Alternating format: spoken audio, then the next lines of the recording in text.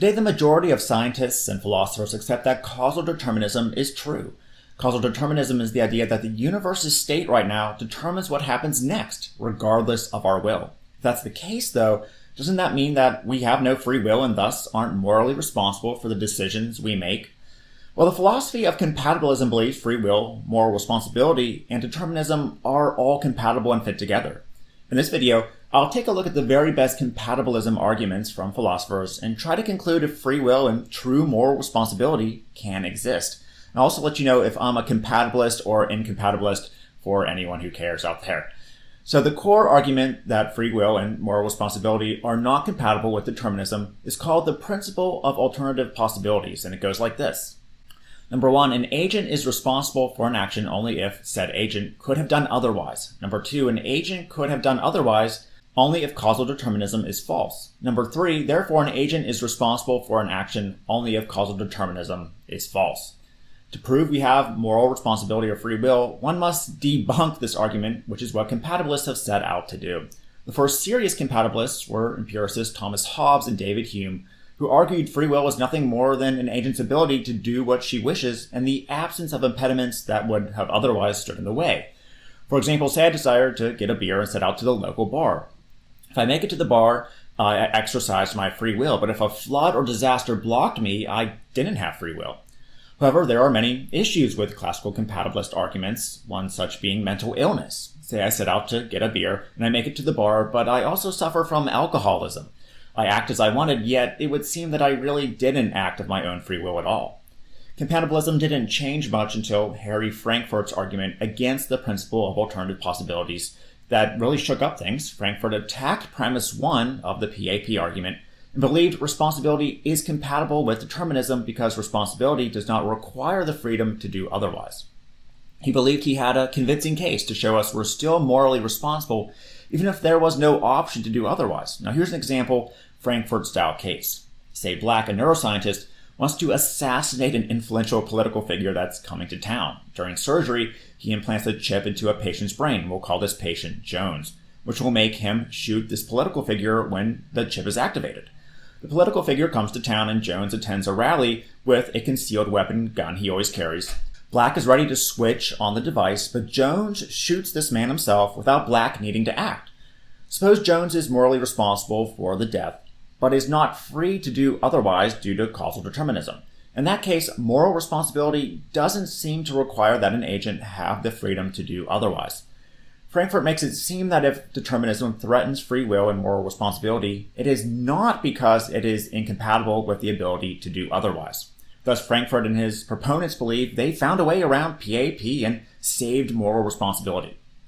However, philosophers such as Princeton philosopher Carl Guénet argue back Frankfurt-style cases are simply begging the question. Critics argue that if the agent's inclination and decision are deterministic, that pulling the trigger was fully determined, then proponents of Frankfurt cases are assuming that moral responsibility does not require alternative possibilities from the start. They are assuming the very thing that's being debated, that moral responsibility doesn't require alternative possibilities. On the other hand, if the agent's inclination and decision are indeterministic, opponents argue that the agent can do otherwise. And this isn't good for Frankfurt because the entire point of his case was to show a situation where an agent is morally responsible and was unable to do otherwise. It appears the Frankfurt-style cases don't dismantle the PAP, but they do bring up an interesting issue. Yes, perhaps all our desires and actions are fully influenced by eternal or external sources, but there appears to be different degrees of determinism and control. It's one thing to murder someone because you had the desire to, but an entirely different thing to be forced by someone else to do so. This has led philosophers like Patricia Churchland and Bruce Waller to argue that free will is really about how much control we have over a situation.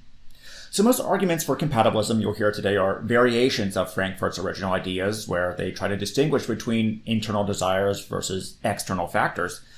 The only other semi-coherent arguments for compatibilism today are more ontological and approach the topic from what exactly a person really is.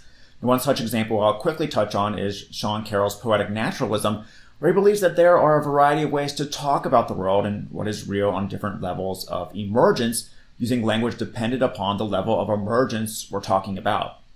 For example, a hurricane, it looks like its own unique entity when viewed from above, But when you inspect it closer, you'll see it's just wind, water, and temperature. That's emergence in a nutshell. To Carroll, a human being is just one level of emergence in nature with its own ontology or vocabulary, like alive, dead, freely acting. When we talk about the brain's physical mechanisms like neurons, that's an entirely new ontology, a new level of emergence that's lower, with concepts like alive, dead, and free will not making sense and not being used there. Therefore, humans have free will because it's a fitting description with that layer of emergence. Now, these emergent compatibilism theories haven't really caught fire, mainly because critics such as neuroscientist Sam Harris have argued descriptions like having free will or freely making choices don't appear to be good fitting descriptions about what a person is. Perhaps humans feel they're free to act, but that's different than saying that they are free. Okay, so is there any hope for free will and moral responsibility? It appears that we're left with two shards of free will, if you want to call it that. Number one, there are different levels of control. The more control we experience, the less we can act on our desires and change our lives. Number two, the future is still unpredictable as far as we know as of the recording of this video. Causal determinism is not fatalism. We're not fated for a particular future no matter what we do. To me, free will is simply options, which makes me a semi-compatibilist, I suppose. Although true free will and moral responsibility clearly don't exist, we can choose which external stimuli to respond to, which will shape our future more toward our desires.